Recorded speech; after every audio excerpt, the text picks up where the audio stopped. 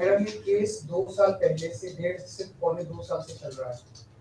17 अगस्त को 2022 को सीबीआई की पहली केस फाइल हुआ था और 22 अगस्त 2022 को पीसीआईआर फाइल हुई थी ईडी में। मुझे गिरफ्तार किया गया है। ना तो किसी कोर्ट ने मुझे दोषी करार दिया है, ना मेरे ऊपर कोई मुकदमा चला है, ना मेरे ऊपर कोई आरोप तय हुए हैं, ना मेरे ऊपर कोई आरोप नहीं है। अभी तक इस केस में सीबीआई 31,000 पेज फाइल कर चुकी है कोर्ट में और 294 विटनेसेस को एग्जामिन कर चुकी है। ईडी लगभग 162 विटनेसेस को एग्जामिन कर चुकी है और 25,000 पेजेस फाइल कर चुकी है। इन सारे विटनेसेस और सारे कागजों को मिला के मुझे क्यों गिरफ्तार किया गया है? मेरा नाम सीधे सीधे 4 स्टेटमेंट्स में आता है, वो मैं आपके सामने रखने की इजाजत चाह रहा हूँ। तो मेरा चार्ज क्या आता है? पहला, सी अरविंद मनीष सिसोदिया जी के सेक्रेटरी थे।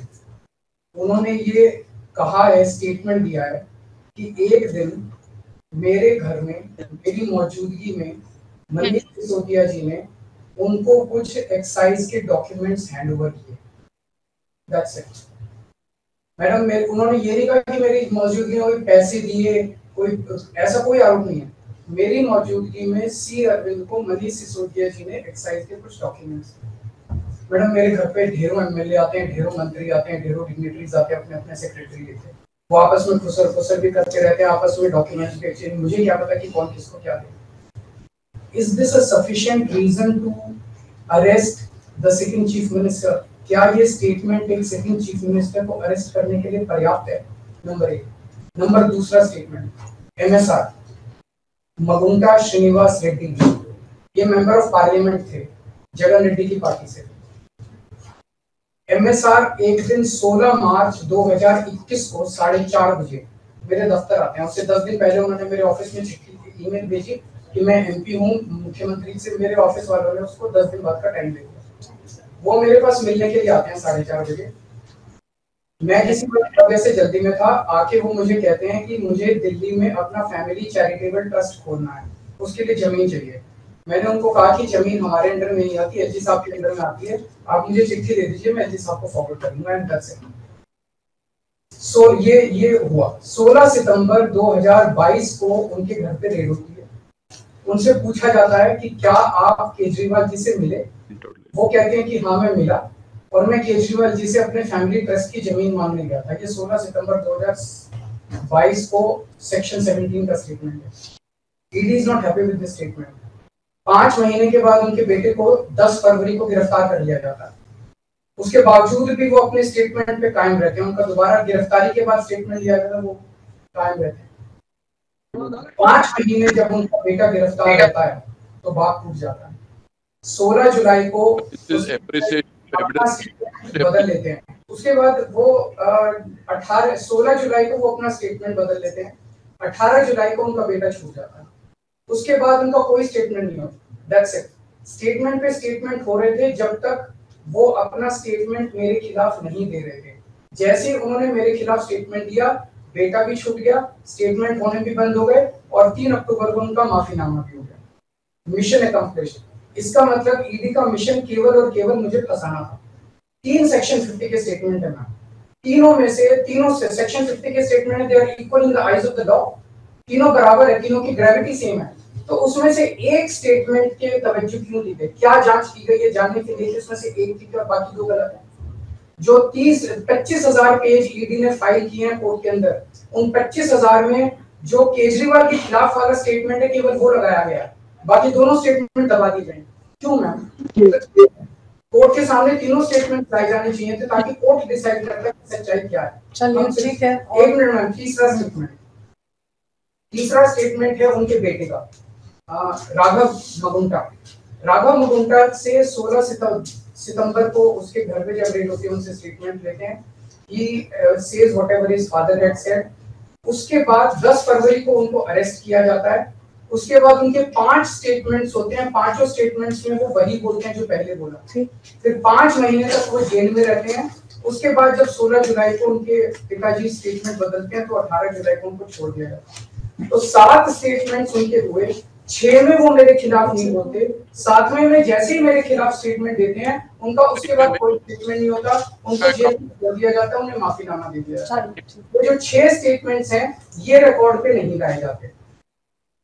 चौथा है शरद रेड्डी। शरद रेड्डी के केस में 16 सितंबर को उसको अरेस्ट किया गया, 16 सितंबर को उसकी रेड हुई, उसने मेरे खिलाफ कुछ नहीं बोला। 9 नवंबर को उसका स्टेटमेंट लिया, उसने कुछ नहीं बोला।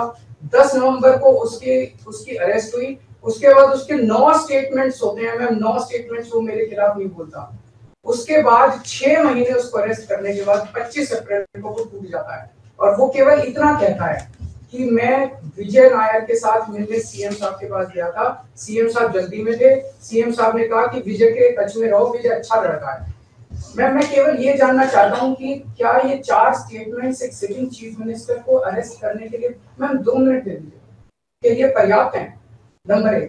नंबर 2, जो 30,000 पेज फाइल किए गए हैं, ये 30,000 पेज के अलावा 1 लाख पेज ईडी के दफ्तर में जो हमारी बेगुनाही के सबूत है मैम, उनको कोर्ट के सामने नहीं लाया गया।